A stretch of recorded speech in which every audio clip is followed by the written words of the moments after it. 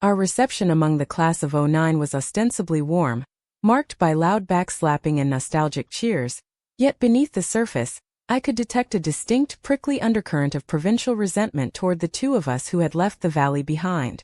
Between shots of spirits, we were repeatedly subjected to passive-aggressive inquiries about whether London and Prague had made us too good for Poprad, the locals seizing every opportunity to frame our departure as an act of snobbish abandonment.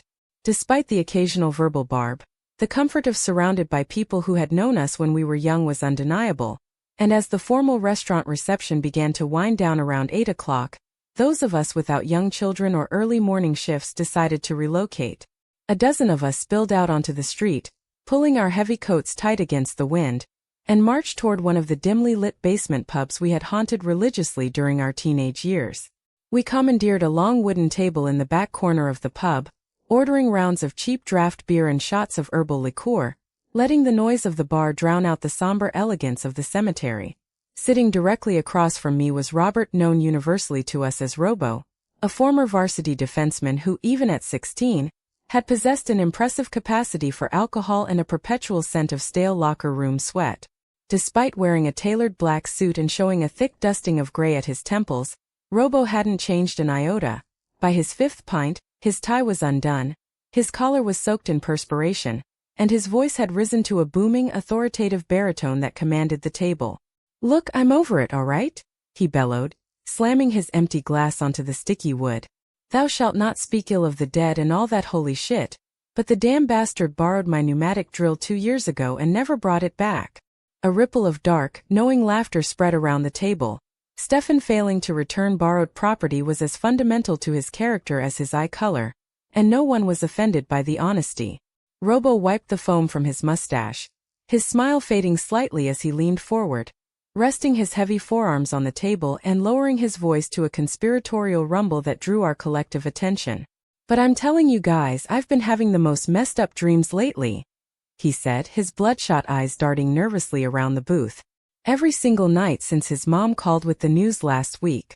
I swear to God, every time I close my eyes, Stefan is just sitting there on the edge of my mattress in the dark. He tells me what a great mate I've always been, says let bygones be bygones about the drill, talks about the old days." He paused, taking a heavy gulp from a fresh pint, his brow furrowing. Across the table, Anna froze with her glass halfway to her mouth, her voice cutting cleanly through the bar noise. "And then he asks you for money." Robo's eyes widened in genuine surprise, and he slammed his hand down on the table with a vindicated shout. "Damn right he asks for money," he roared, letting out a booming laugh that caused the surrounding patrons to turn and stare. Classic vintage Steph. The eternal silver-tongued beggar right to the very bitter end. Even from beyond the grave. "He's trying to hustle me for $20.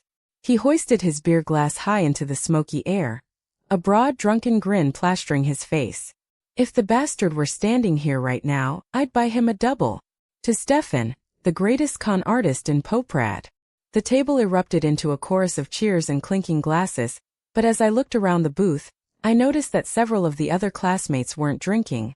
They were staring down at their hands with pale, drawn faces, and I realized with a sickening chill that Robo and I were far from the only ones who had been visited by our cousin since he passed. An hour later, the stale air and heavy drinking of the pub became unbearable, and Anna and I made our excuses, stepping out into the crisp, freezing night air of the city streets. "Do you actually think the priest was right today?"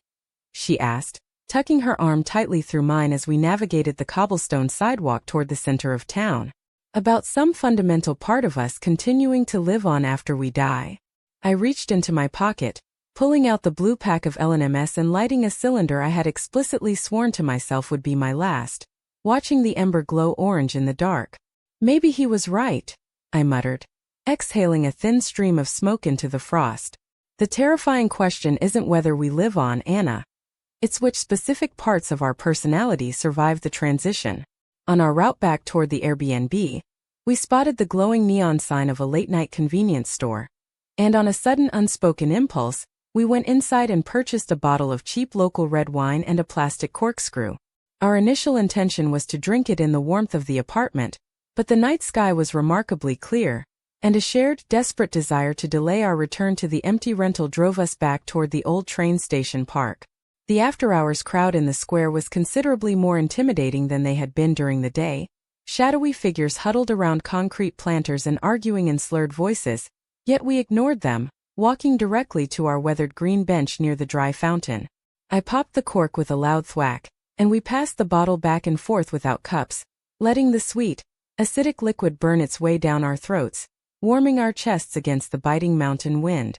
"I had my very first kiss right on this bench," Anna said quietly, wiping the rim of the bottle with her thumb as she stared out across the dark lawn. I felt a sudden unpleasant flutter in my chest, a familiar teenage jealousy rising from the depths of my memory.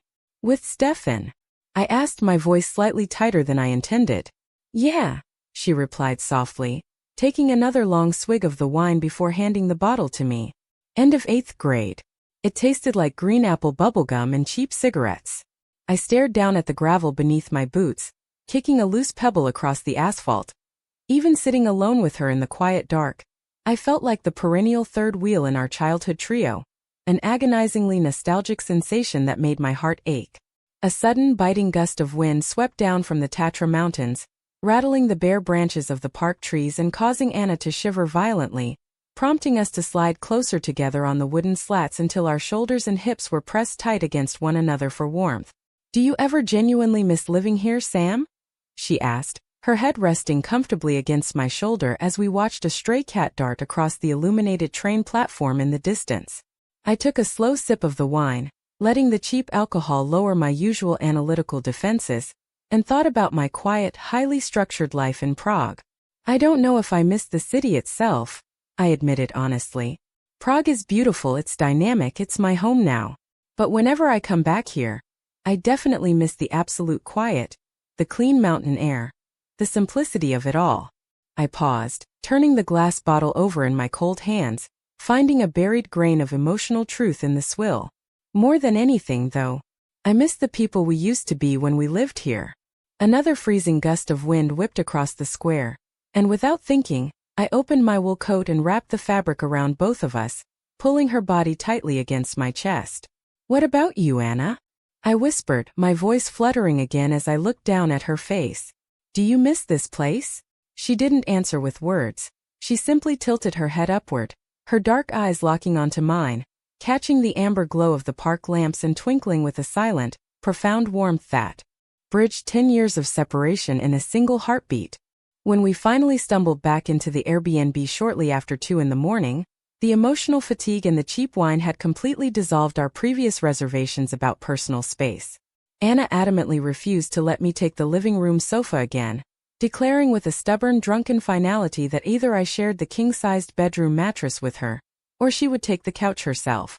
We climbed into bed fully clothed in our sweaters and jeans, lying on opposite sides of the massive mattress, deliberately preserving a 3-foot no-man's land of neutral territory between us that seemed to stretch across the dark like a continental border. Despite the physical distance, the mere awareness of her warmth and her quiet, rhythmic breathing a few feet away kept me hovering in a state of hyper-aware wakefulness for over an hour, my mind racing with thoughts of what might happen when the sun came up. I was finally beginning to drift into a light doze when the familiar, sickening drop in atmospheric pressure hit the room, instantly frosting the bedroom window and turning the breath in my nostrils to ice. "Cousin, I have to be completely honest with you." A voice rasped from the shadows near the door, vibrating with a dark, mocking amusement. "I am profoundly disappointed in your performance tonight." I opened my eyes slowly, careful not to shift the mattress or disturb Anna, my gaze locking onto the doorway where Stefan was leaning heavily against the frame. His posture appeared deceptively casual, his legs crossed at the ankles, but as my eyes adjusted to the gloom, I saw that his long, yellowed fingernails were digging into the wooden doorframe with enough force to splinter the paint, his skeletal frame vibrating with a suppressed, manic energy that terrified me.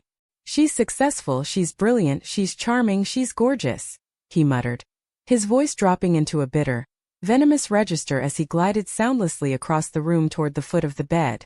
"I was never remotely good enough for her, Sam.